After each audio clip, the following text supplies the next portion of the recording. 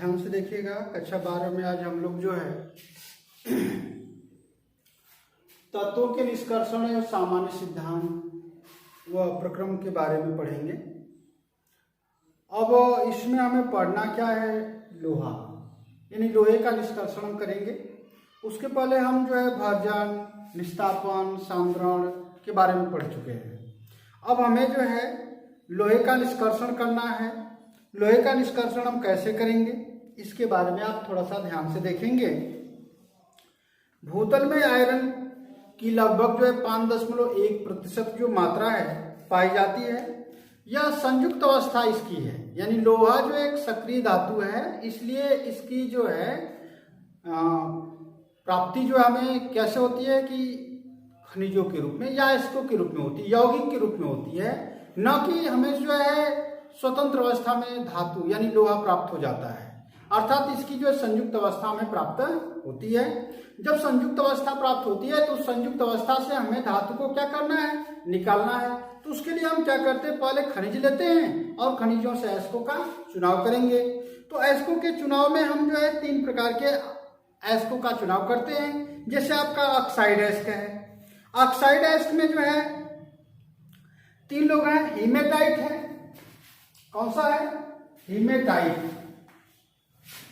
Fe2O3 है, Fe3 और वो क्या है, 4 है। ये जो आपका हीमेटाइट है, और एक मैग्नेटाइट है, और एक है लिमोनाइट। एक क्या है, लिमोनाइट। Fe2O3 है इंटू 3H2O है।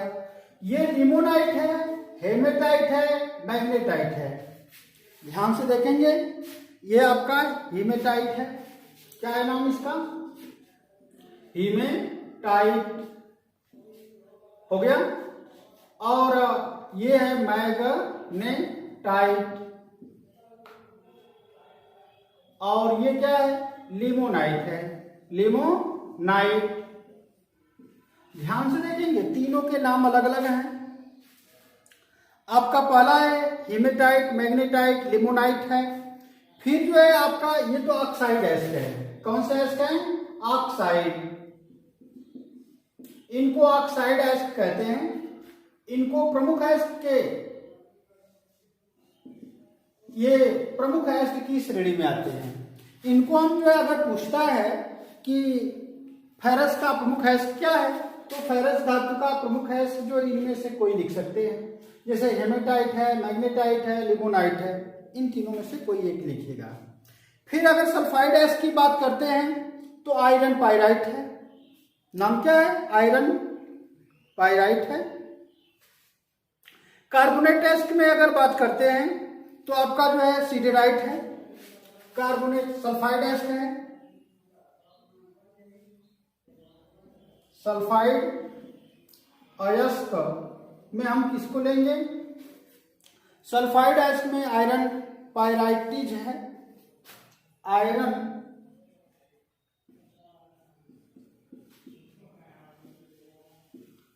पाइराइटिज है, ये जो आपका सल्फाइड एस्क है। कार्बोनेट एस्क, कार्बोनेट अयस्क, कार्बोनेट एस्क में आप लिखेंगे सिडेराइट है, सिडेराइट है। इसका सूत्र होता है Fe2CO3 है। ये आपका सिडेराइट है। ये जो है लोहे के क्या है, प्रमुख एस्क हैं। लोहे के प्रमुख एस्कों में हम जो है धातु का निष्कर्षण करने के लिए सांद्रण करते हैं पहले। अब तो एस्क का हमने चुनाव कर लिया, अब सांद्रण की बात आती है। तो सांद्रण किस विधि से आप करेंगे, तो आप जो है गुरुत्वीय पृथक्करण विधि से भी कर सकते हैं, या चुंबकीय पृथक्करण विधि द्वारा इसका आप सांद्रण करेंगे। सांद्रण के लिए जो है बताया भी था आपको कि अगर जो चुंबक से आकर्षित होने वाले अगर एस्क हों तो उनको आप जो है 2 मैग्नेट की ये पुली लेते हैं, इस पर एक जो बेल्ट लगा देते हैं और इसके ऊपर हम जो है हापर लगा देते हैं। ये हापर है, इससे एस्क क्या होता है, गिरता है।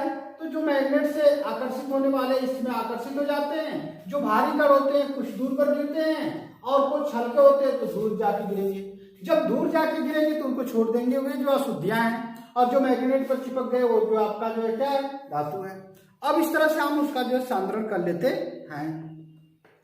अब उसके बाद हम जो है सांद्रण के बाद निस्तापन नहीं करेंगे, इसको जो सीधे जो है भर्जन करते हैं।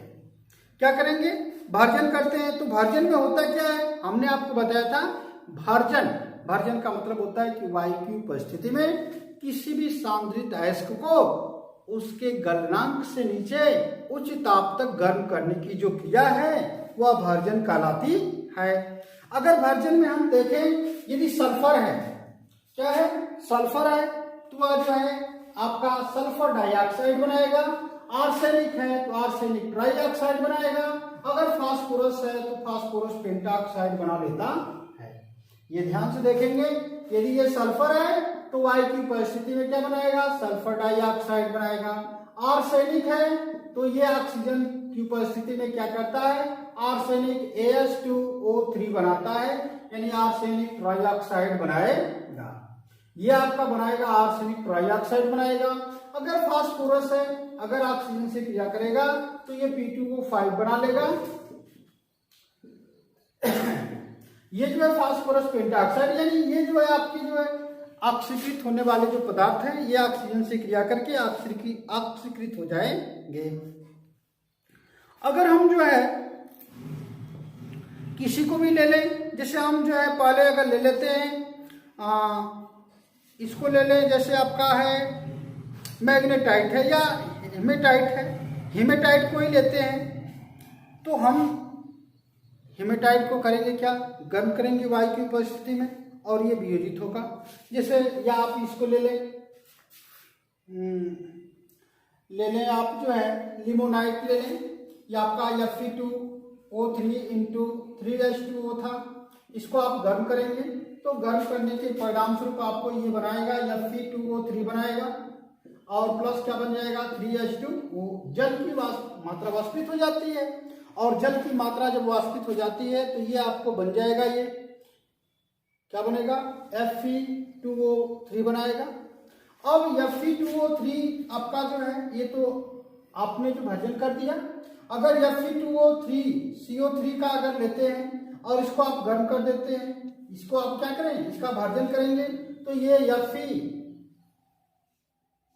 और O बनाएगा और प्लस क्या बन जाएगा CO2, यानी कार्बन डाइऑक्साइड के रूप में बाहर निकल जाती है। इस प्रकार से आपको जो है ऑक्सीजन यानी फेरस का क्या हो जाता है, भर्जन हो जाता है।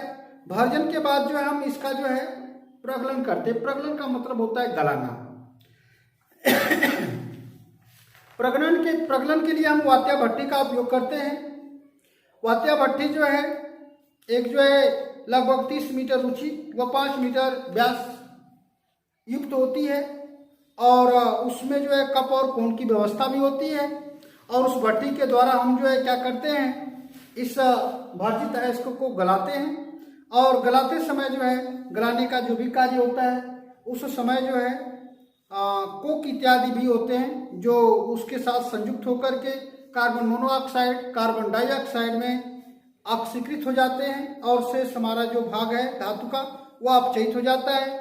और जो उसका स्तर होता है वह कैल्शियम ऑक्साइड का बना होता है। तो जो कैल्शियम ऑक्साइड है वह जो है SiO2 से जो क्रिया करके कैल्शियम यानी स्लैग बनाता है और स्लैग को हम बाहर निकाल देते हैं। और जो हमारा जो शेष धातु अयस्क होता है यानी जो धातु भर्जन के बाद जो प्राप्त हुई है उसमें और शुद्धता आ जाती है जिसको हम बाहर कर लेते हैं और अपचयन का कार्य शुरू करते हैं। तो अपचयन जो है कार्बन मोनोऑक्साइड का जो है कार्बन डाइऑक्साइड यानी कोक मिला करके जब गर्म करेंगे तो वह जो है आपका जो है क्या होगा, कार्बन डाइऑक्साइड में कार्बन मोनोऑक्साइड बदल जाता है और धातुमल के रूप में जो है सभी तत्व जो है अलग थलग हो जाते हैं। इस प्रकार से हमारा जो है लोहे का क्या हो जाता है, प्रगलन संपन्न होता है और हमें जो है शुद्ध लोहा जो है प्राप्त होता है। उसमें कुछ अशुद्धियां भी उपस्थित होती हैं जिसको हम कच्चा लोहा भी कह सकते हैं या ढलवा लोहा कहते हैं।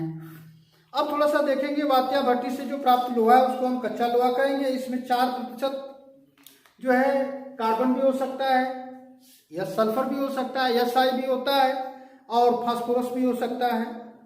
और कच्चे लोहे को कोक के द्वारा जो है गर्म की गई जो है एक ऊर्ध्वाधर भट्टी में पुनः गलाया जाता है। पिघली हुई धातु को साँचों में जो है ढाला जाता है, और इस प्रकार से जो ढाला गया जो लोहा होता है उसको हम ढलवा लोहा कहते हैं। अब ढलवा लोहा के बारे में अगर हम बात करें तो जैसे आयरन जो होता है वो हमारा जो है व्यवसायिक रूप है, जैसे ढलवा लोहा है, पीटवा लोहा है, या हम जो है बात करते हैं अगर इस्पात या स्टील की, इस्पात या स्टील क्या है, या ढलवा लोहा क्या है, पीटवा लोहा क्या है, तो उनके बारे में थोड़ा सा आप ध्यान से देखेंगे। ढलवा लोहा क्या है? यह लोहे का सबसे जो है शुद्धतम रूप है। इसमें लगभग 3% कार्बन होता है या पाया जाता है। इसमें अशुद्धि के रूप में जो है सिलिकॉन, फास्फोरस, सल्फर, मैग्नीज आदि जो अल्प मात्रा में पाई जाती हैं। यह भंगुर होता है।